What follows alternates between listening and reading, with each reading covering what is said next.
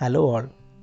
In the last two videos, we had started to discuss the approach that one can take to perform the various business analysis activities involved in the project delivery phase of an IT project. We had already discussed the approach that can be taken for the first two activities, that is, analysis of project-related documents and understanding or preparing a plan for the business analysis activities. Today, we are going to look into the approach that can be taken for the third activity, that is, to elicit requirements by conducting meetings with business stakeholders. My name is Kurian. Welcome to the video. If you wish to have a recap of the activities, I request you to pause the video for a moment and go through the activities listed on screen. Today, we are going to look into the approach for the third activity, that is, conducting meetings with stakeholders to better understand the requirements and clarify the queries. I have divided the approach that we can adopt into two. First is how we can prepare for the meetings, and second, how we can actually go ahead and conduct the meetings. Let's look into the first one, that is guideline for preparing for meetings. Here I have tried to include some points which I believe we need to consider before we go ahead with the meetings. First point, be clear on what information you want, why you want it, and when you want it. Unless we are able to ask specific questions, we will not get clear answers. And if so, we will never be able to reach our end goal, that is, to arrive at the granular level requirements. Second, the required information may not always be readily available with any single stakeholder. That is, even if we get a lead to a particular stakeholder, we should leave some buffer in our plan in order to accommodate the possibility that we may still need to have more meetings with other stakeholders if this particular stakeholder is not able to provide us all the required information. Third, the stakeholders may have other pending tasks which are of higher priority to them. So, we should always value their time. Now, let us move on to the second set of guidelines. This is regarding how to conduct the meetings. First, we need to identify the stakeholders.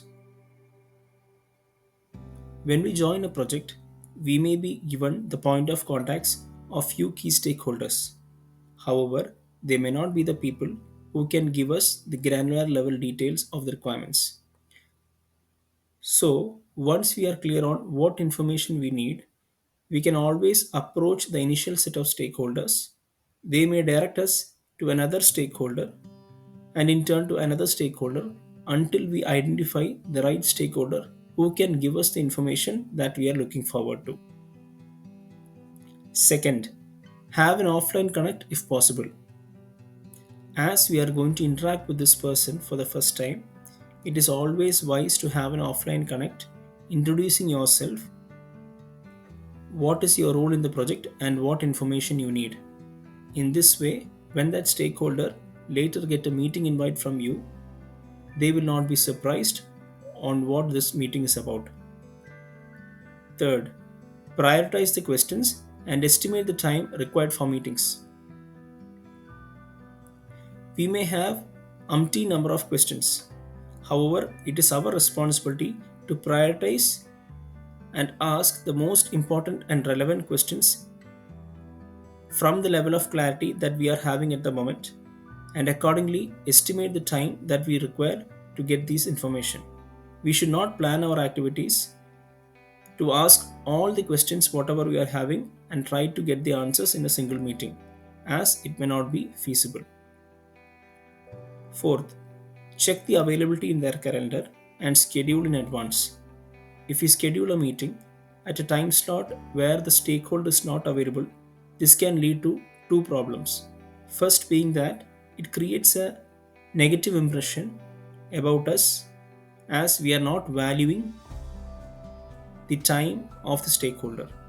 And secondly, As a stakeholder is not available, he or she may not be able to join, thereby requiring us to reschedule the call to a later date, which will in turn impact our timelines. Fifth, confirm acceptance of key stakeholders. There is always a possibility that the stakeholder may have missed to see our meeting invite. So, if in case he or she has not accepted our meeting invite, it is always wise to check with them offline and try to confirm their availability. 6. Clearly mention the agenda in the meeting invite. Everybody, including us, may have multiple meetings during the week, and it may not always be possible for us to remember what the agenda of each meeting is. So, if we include few lines in the meeting invite explaining the agenda of the meeting, one who receives it will be very clear on what is the purpose of the meeting. This can again help in two ways. The stakeholder can try to include some of their colleagues if they feel that they can add value to the meeting.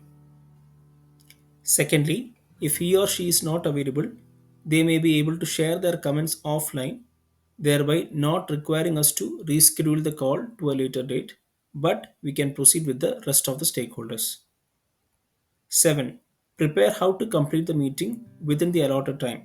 This is very important because it is hard to find the stakeholders' time, and if you are not able to make good use of their time during the meeting schedule, it may be difficult to find another slot where all the other stakeholders are available. 8. Steer the meeting towards the agenda. In meetings, especially where many stakeholders are involved, it is quite possible that even though we have set the agenda of the meeting goes off track towards an incorrect direction. In such scenarios, it is our responsibility to steer the meeting back towards the agenda so that we achieve the meeting's objective. 9. Agree the next steps before closing the meeting.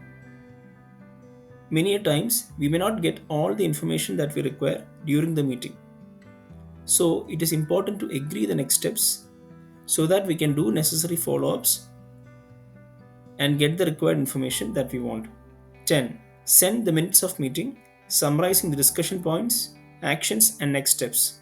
This will be very useful for later reference because as humans, we may not be able to remember all the things that we discussed during the meeting at a later time. 11. Keep track of the open points and do necessary follow-up until closure. This is again very important because until we are able to close all the open points, there will be gaps remaining in the requirements. So, it is our responsibility to follow up on the open points until all are closed. I hope this video has been helpful to you. Please do let me know your feedback in the comment section. Thanks for watching.